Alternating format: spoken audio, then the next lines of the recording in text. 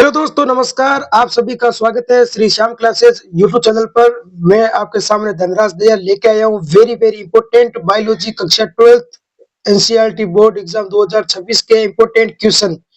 आज हम डिस्कस करेंगे बायोलॉजी के इंपॉर्टेंट क्वेश्चन के बारे में। तो चैनल पर नए हो तो चैनल को लाइक सब्सक्राइब करना ना भूलिए। तो पहला क्वेश्चन है, पुष्पी पादों में लेगी जगन। ये इंपॉर्टेंट क्वेश्चन है। अनुन्यूमेलियन परागणी पुष्पों में परागकण के प्रकार को स्पष्ट कीजिए। 2023 में पूछा गया क्वेश्चन है। तो इसका आंसर होगा वैद्युलंगी यानी कि डबल सेक्सुअल फ्लावर जो सदैव बंद रहते हैं, ठीक है, और वो कभी नहीं खिलते हैं, अनुमूल्य पुष्प कहलाते हैं। स्वपरागण की ये युक्ति अनुमूल्यता कहलाती है, जैसे कि खट्टी बुट्टी, कॉनकेव और कैमलाइन इसका एग्जाम्पल है। ये 2023 में पूछा गया है आपके बोर्ड एग्जाम में। इसका डायग्राम देख पा रहे हो आप स्क्रीन पर। नेक्स्ट क्वेश्चन है, कीटों द्वारा परागित पौधों का नाम बताइए। 2022 में पूछा गया क्वेश्चन है। तो इसका आंसर होगा सोल्विया और वेगनवेलिया। नेक्स्ट क्वेश्चन है, जलीय परागण करने वाले किन्हीं दो पौधों के नाम बताइए। ये 2 नंबर के क्वेश्चन पूछा जाता है।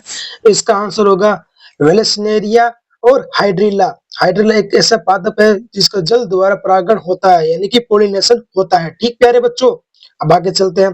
दोहरा निषेचन का संक्षिप्त वर्णन कीजिए, यानी कि डबल फर्टिलाइजेशन का संक्षिप्त वर्णन कीजिए। ये क्वेश्चन 2016 में और 15 में पूछा गया। ये पीवाईक्यू बोर्ड एग्जाम का।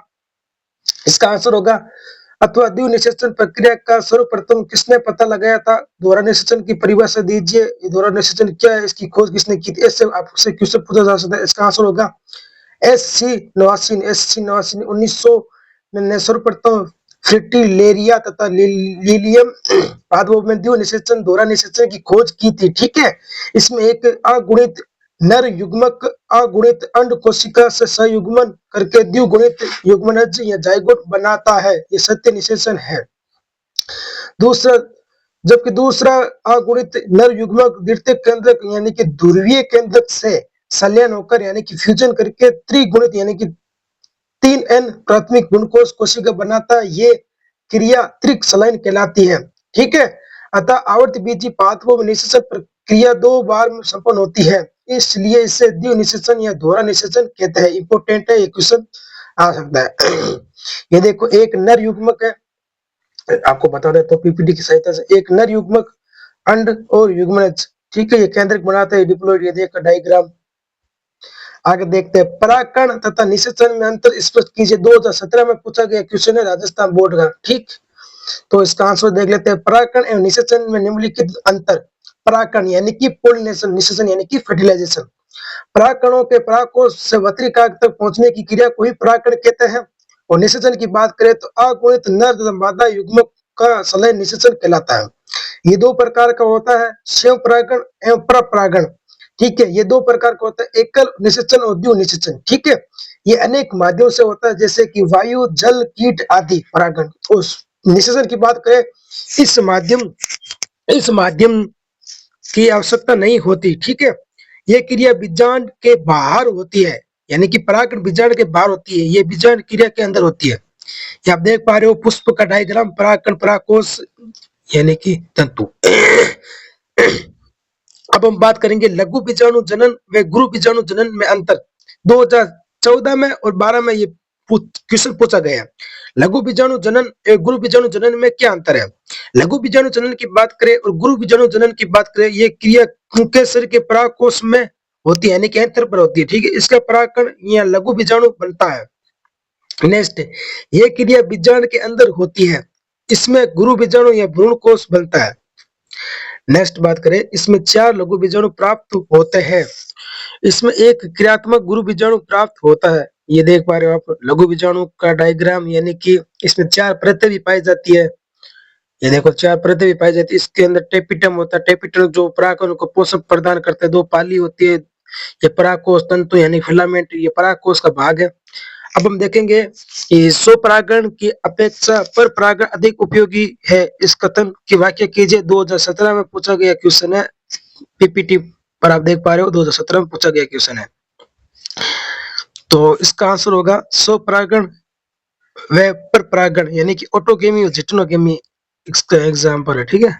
ये एक पुष्प के परागकण के उसी पुष्प और उसी पादप के दूसरे पुष्प के वतिका पर पहुंचने की क्रिया है, ठीक है। अब पढ़ेंगे पर परागण। ये एक पुष्प के परागकण के उसी जाति के दूसरे पादप के पुष्प के वत्रिकाग्र पर पहुंचने की क्रिया है।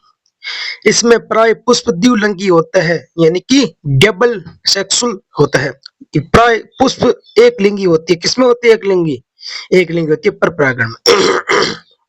इसमें पुष्प प्राय सुगंधित व रंगीन नहीं होते। रंगीन नहीं होते तभी तो सौ परागण होता है। इसमें सुगंधित और रंगीन होते तभी दूसरे पर परागण करता है, ठीक है।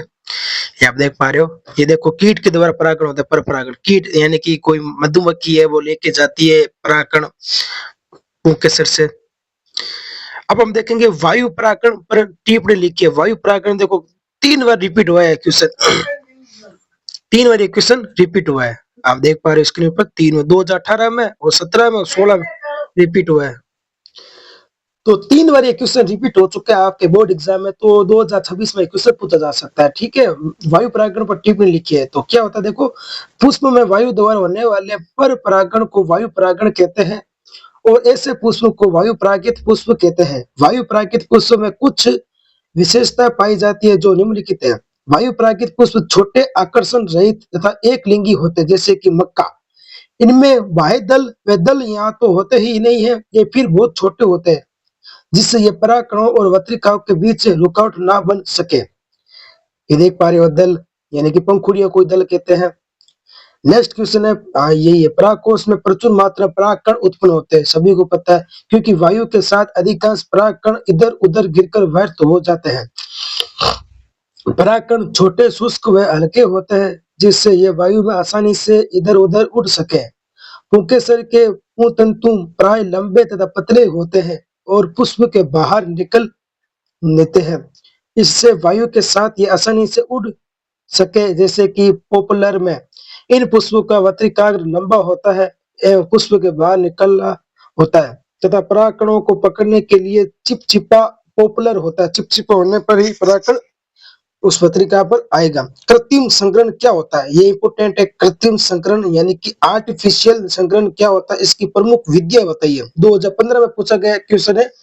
ये क्वेश्चन वेरी वेरी इंपोर्टेंट, आपका बोर्ड एग्जाम में रिपीट हो सकता है।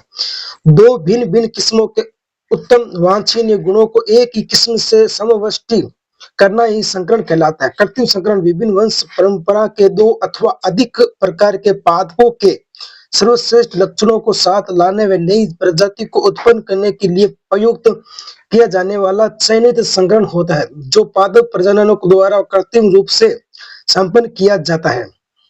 ठीक प्यारे बच्चों,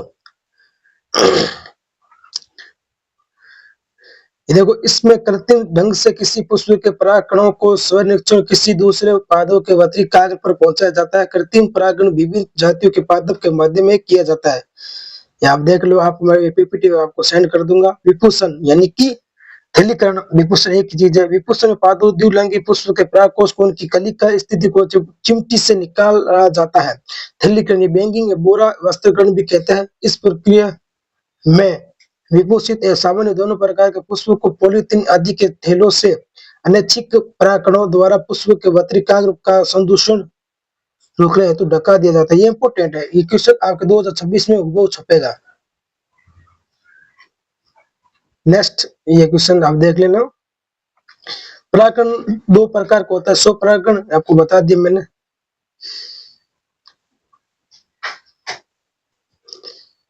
हाँ ये देख लो, इन पुष्पों में वत्रिका प्राय चिपचिप होते हैं। उदाहरण के लिए अंजीर, आक और सोलविया, पीपल आदि। सोल में परागण, सोलविया की परागण कीटों द्वारा होता है। अपने कीटों पर परागण कहते हैं। वायु द्वारा परागण, जल द्वारा परागण ये जल में उगने वाले पौधों में पाया जाता है, जैसे कि कमल और जल लिली आदि। इंपोर्टेंट है क्वेश्चन।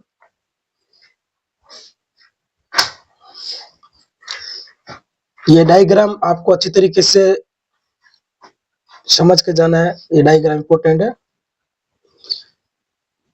तो आपका 70% यहाँ से क्वेश्चन छप सकता है इस चैप्टर में से। आप नेक्स्ट चैप्टर की बात करें, मानव जनन की, आर्त चक्र क्या 2019 में पूछा गया क्वेश्चन है। देखो मैं सब इंपोर्टेंट क्वेश्चन लाता हूँ, आपको पता है सब इंपोर्टेंट क्वेश्चन है।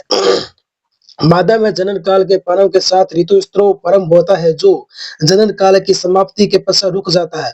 इस काल में प्राप्ति महाअंडाशय से एक अंडाणु मुक्त होता है। निषेचन न होने की स्थिति में गर्भाशय की भित्ति अंडाशय चक्रीय परिवर्तन होता है। इस चक्र को मासिंग या आत्म चक्र कहते हैं। इंपॉर्टेंट आ सकता है आपके एग्जाम। उस प्रक्रिया का नाम लिखिए जिसमें ग्राफियन पुट्टिका फटकर द्वितीयक अंडक को अंडाशय से मोचित करता है। 2019 में पूछा गया क्वेश्चन है। तो इसका आंसर देखते हैं। तृतीयक अंडाणु कोशिका के ग्राफियन पुटक से बाहर होने की प्रक्रिया को अंडोत्सर्ग कहते हैं। इतना ही आंसर है। शुक्राणु में एक्रोसोम का क्या महत्व है? 2006 में पूछा गया क्वेश्चन। देखो बहुत ही लंबे टाइम से ये क्वेश्चन पूछा गया है। शुक्राणु में एक्रोसोम का क्या महत्व? देखो शुक्राणु के शीर्ष भाग में केंद्रक के ऊपर एक टोपी के समान संरचना होती है जिसमें एक्रोसोम पाया जाता है और बीच में आपको पता है माइटोकॉन्ड्रिया पाई जाती है जो ऊर्जा देने में काम आती है। शुक्राणु को तैरने में सहायता करती है। ये हाइप्लोनिडोज एंजाइम मादा अंडाणु के बाहर उपस्थित द्वितीयक भित्ति को भेदने का कार्य करता है जिसमें शुक्राणु अंडाणु में प्रवेश करके उस निषेचित कर सके। ठीक है। अब हम पढ़ेंगे जनसंख्या विस्फोट से क्या अभिप्राय है? जनसंख्या वृद्धि के कारण तथा नियंत्रण का वर्णन कीजिए। ये हमारा हेल्थ रिप्रोडक्शन चैप्टर का क्वेश्चन 2008 में पूछा गया। ठीक है।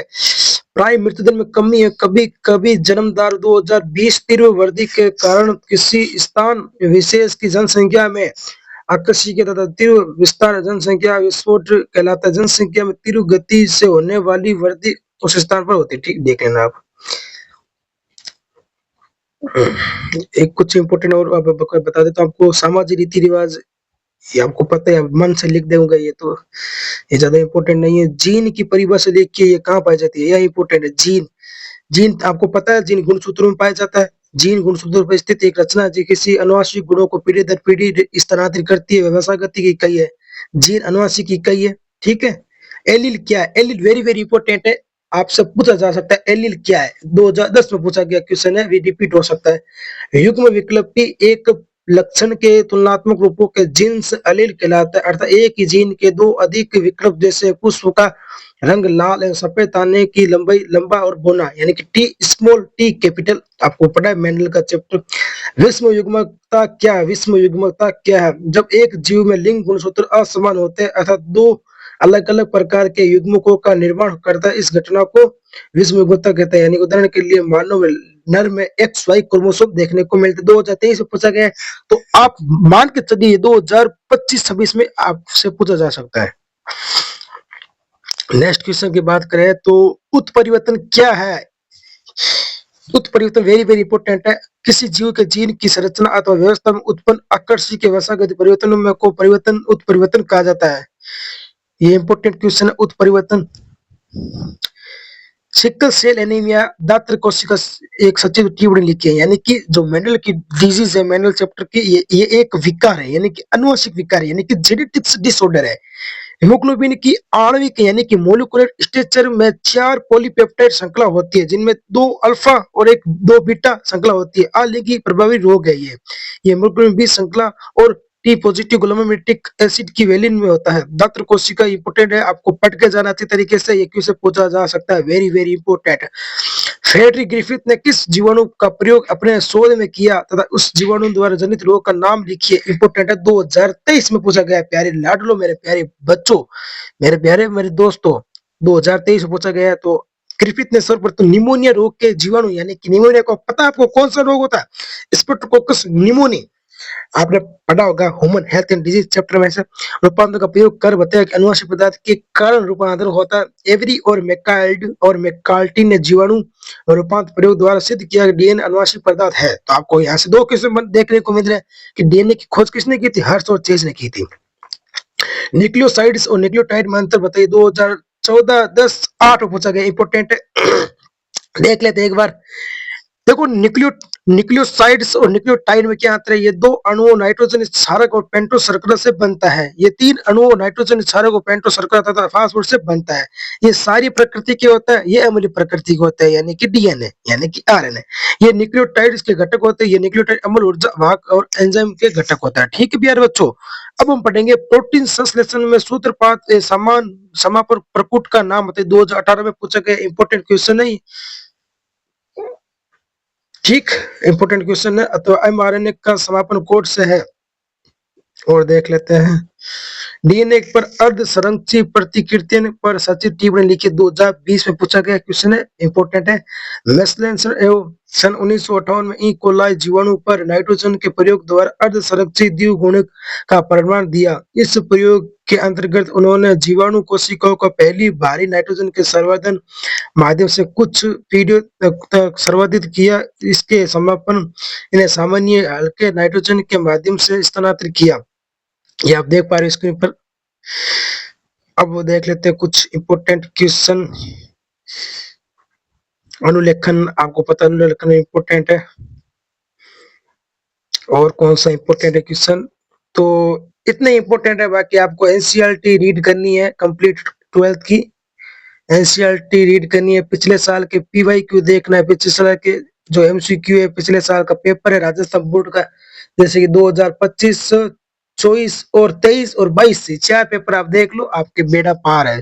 तो मिलते हैं अगले नेक्स्ट वीडियो में। आई होप आपको वीडियो अच्छा लगा होगा। चैनल को लाइक सब्सक्राइब करना ना भूले। धन्यवाद।